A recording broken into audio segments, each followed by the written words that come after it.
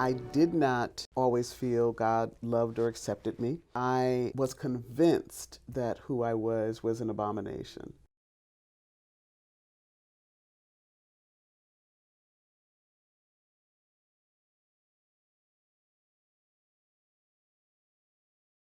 What do you remember about the circumstances around this meeting? Well, I was going through a difficult time, but you got to remember, I'm from New York. Yep. And was coming from Huntsville, Alabama, here into Charlotte, North Carolina.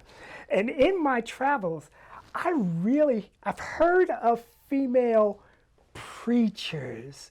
I'm thinking I'm really only female pastor back in the day. And I see this vibrant, boisterous pastor, female pastor in the pulpit. After meeting in 2012, you, in very short order, became a part of the staff at Sacred Souls United Church of Christ. Y'all, it's time to shed it.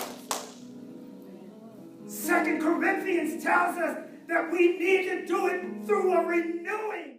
Someone with your anointing and gifting clearly had been called of God, and were so generous with your time and your talent.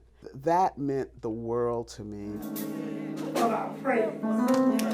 Give God some glory. When I found a church home that restored my faith in the God that we serve, the love of God's people, and how we all can play an integral role to people who are living this world who happen to be damaged goods and be restored once again. You did that for me.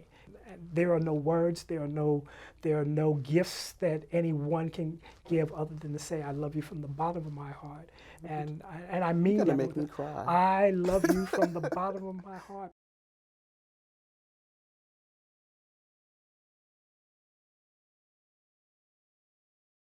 I was convinced that who I was an abomination. And at the very least, it wasn't pleasing to God. Yeah. But at worst, it was going to send me to hell. Yeah. And hell was very real for me at that time and in those ways. It led actually to me purposing to be delivered from homosexuality because I felt that the Bible demanded it to be so. And 7 years of celibacy. Yeah. I jokingly tell people sometimes that I'm grateful I wasn't Catholic, because I would be a nun right now, okay? And so that would have hit before God helped me to understand I really didn't make a mistake, Tonyia, when I created you and all of your siblings that are LGBTQ plus just as you are. It wasn't until I met Christina Jorgensen. Christina Jorgensen, for those who don't know, was a transgender woman who transitioned back in the 1950s. In the late 1970s, early 1980s, just before she passed away, I skipped school and I went to go to one of her book signings. And I don't know how she found me, but she saw me and she came over to me. She signed a copy of her book, which I still have. And she says, honey, be all that you can be and then more. What would you tell your younger self? I have a lot to tell that girl. She was a hot mess. So I would say to younger Tonyia, first of all, you go, girl. So I would tell her that. I would start off there. You go, girl, because she was doing some amazing things. And then I would also encourage her to appreciate herself more. If I could tell my younger self that I'm a person of worth, that I can and will make a difference in the world. But I also would tell my younger self, be true to who you are. Understand who you are. It was pressed upon me in conversation and through a vision that I was given to start an online ministry, because I had to find a way to bring the LGBT community of faith believers into a ministry where they felt welcome, affirmed and belonging, that I not, as many of us have done for many, many decades, have preached hell and damnation, and that your lifestyle and your behavior is going to send you to a life of hell, and that is not so true. I wanted to make sure that I was one of the vessels that God had called to the pulpit to be able to preach a message of love to the LGBTQI community. My ministry is Essentials for Life Ministry, which is an online ministry. I was hearing how many of us in the pulpit have done so much harm and brought so much damage to those who were in the congregation. There's Still Hope is a mobile ministry, and it's focused on addressing a very real issue that we have here in this city, people living homeless. In particular, transgender people are living homeless. I am founder and executive director of the Freedom Center for Social Justice, and also founding pastor of Sacred Souls United Church of Christ here in Charlotte as well. One of the things that we're so excited about in terms of today's experience is the opportunity that we have to present counter narratives.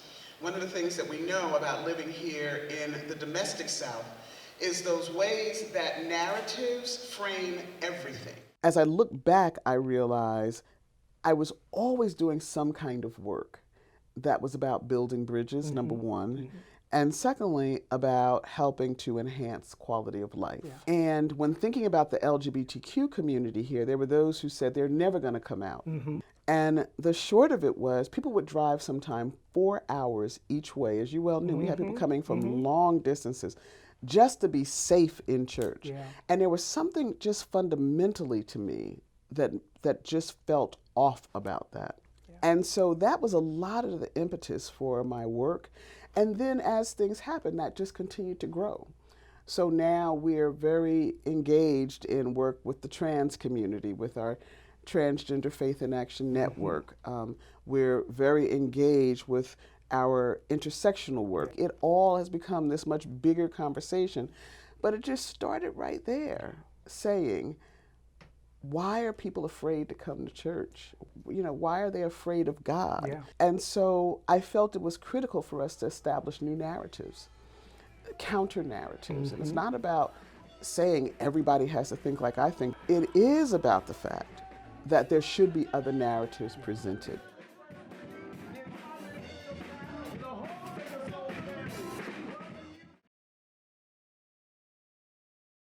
That this world is not as bad as it's being portrayed, that there are still a lot of hope, there's a great deal of promise, and an enormous amount of love that's ever present in this very world and where we operate. If you truly believe that you can make a difference, and I know that all of our young people, our next generation can, if they will just rise up and come out of the shell of fear and anxiety and hate and bigotry and just be a real voice for change. I have to ask you the very same question. Yeah. What would you tell our next generation today if given the chance? You have a chance right now.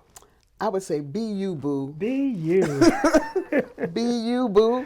And the reason I would say be you, boo, is I would want them to know that their authentic self is the gift from God. Yes. Not the self they make up to please mom and to please dad. Yeah. You were created wonderfully, marvelously. Let that version of you be the version that comes out into the world, because that's the gift. And what it is that you have to offer as that person, I want you to believe that and believe it out loud. Yeah. Believe it loudly, that this is who I am, authentically, and then not be afraid when you get free to then free somebody else. Absolutely. We have to restore that hope in them again, for that window for them to be able to climb back in and says, you know what? The God that Bishop Rawls have trusted is the God that I want to trust to help make a difference in our community. Yes. And so I'm going to raise my voice as she raised her voice to make a difference. Thank you, Bishop. Debra, thank you. This has been amazing. This was fun.